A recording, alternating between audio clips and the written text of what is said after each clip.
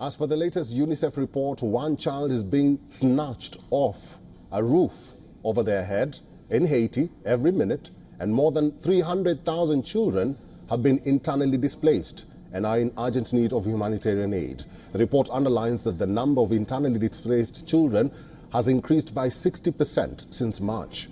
Almost 600,000 people, over half of whom are children, have become homeless.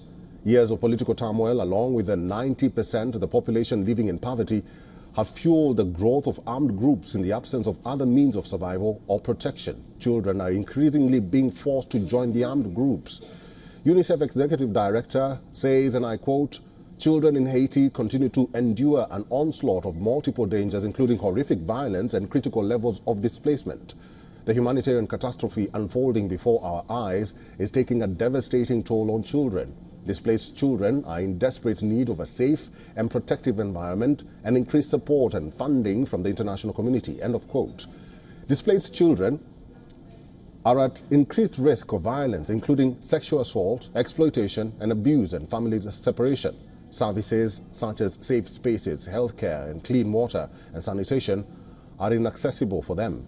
Poor hygiene conditions in camps and makeshift settlements has put them at increased risk of diseases, including cholera. Meanwhile, school closures and financial constraints have forced many to drop out of school. The Caribbean country is struggling to curb killings and kidnappings, which has been happening on a mass level for the last 4 months due to the ongoing clash of armed forces in the country.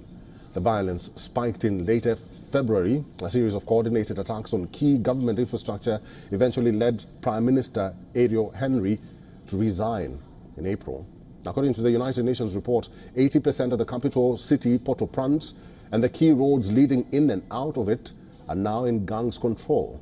More than 2,500 have been killed or injured across the country only in the first 3 months of 2024. In the month of January alone, 170,000 children are displaced amid escalating violence.